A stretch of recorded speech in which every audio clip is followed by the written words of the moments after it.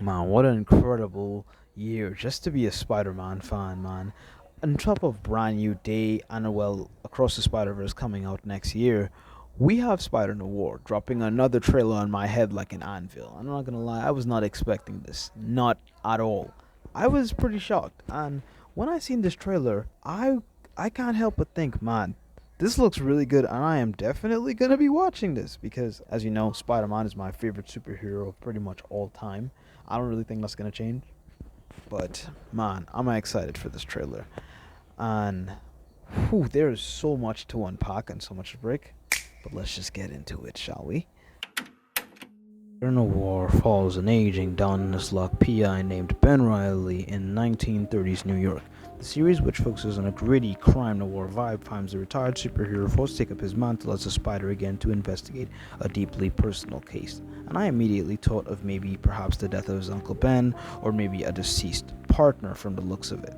And this Spider-Man has been Spider-Man for, well, 5 years. Well, has not been active as a superhero for 5 years, so he's been in the game for a while. One of the major antagonists, if not the major antagonist, is Alistair Silvermane, who's a notorious Spider-Man villain obsessed with immortality, and primarily acting as an adversary to Spider-Man. Now, one of the things I really like about this character here is that he's obsessed with immortality, and I kind of want to know how that might play into the story. Perhaps they might introduce us to a unperfected version of the Super Soldier Serum, which slows down Alistair Silvermane's aging process, which explains why he's a mob boss. Maybe perhaps he's been able to control the crime in New York City for years, simply because he's been taking this serum that allows him to de-age, or essentially not age for a really, really long time. And hence the reason why he knows so much of this hired muscle to essentially take down Spider-Man. And speaking of hired muscle and villains, this trailer does not disappoint.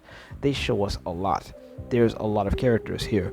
Megawatt, there's also the Sandman, as well as Tombstone, and also Felicia Hardy, who is classified as a villain technically, but I wouldn't exactly call her a villain in this series, at least from what I've seen. She seems more so like an ally, or more so like a guide, or maybe even a love interest to Ben Riley in the series, not so much so a villain.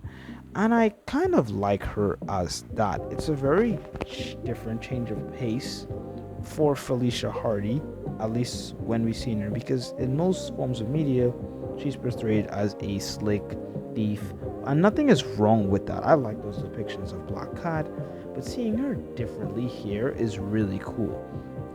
And this trailer has some really cool shots that I really like, as well as a shot of the fireman who's nicknamed Jimmy, who's an original character, completely original to the show, and is not an original character, which I find pretty cool. I thought he was based on another comic book character, but he isn't. He's an original character exclusive to the show. One of the other things I've seen in this trailer that was also very interesting is the man spider experimentation, or human spider. Now, this is something that is rather creepy, that I think looks so cool, and it also made me think about how in Brand New Day they were like, oh yes, we can't have a man spider plot because it might be too scary for kids and their families.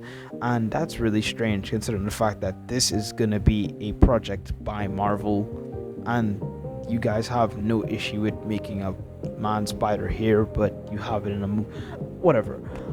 There's a lot in this trailer that I like to see, and it looks really cool, as well as these different shots here, which are shots of the Sandman and the Megawatt Gang. And Sandman seems to be one of the minor antagonists, but the most consistent antagonist, or persistent antagonist, to Spider Noir in said trailer.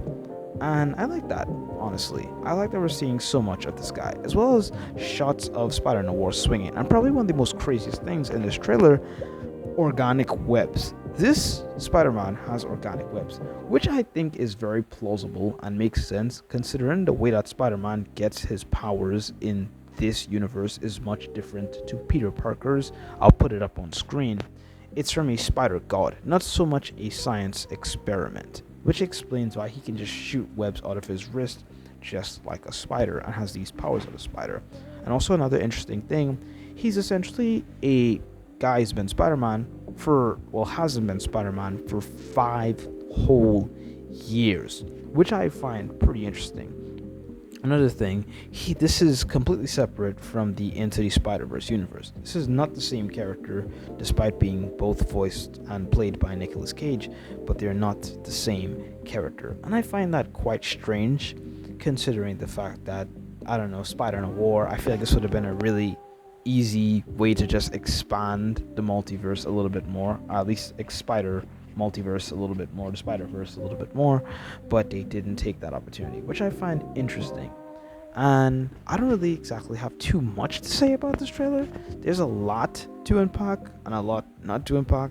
I'm sorry if this commentary is a little bit buns. I am just returning. Now, if you watched this far, thank you. I hope you enjoyed my content, and I'll be making more. Thank you guys for 21 subscribers, and I'll be seeing you guys until next time. Peace.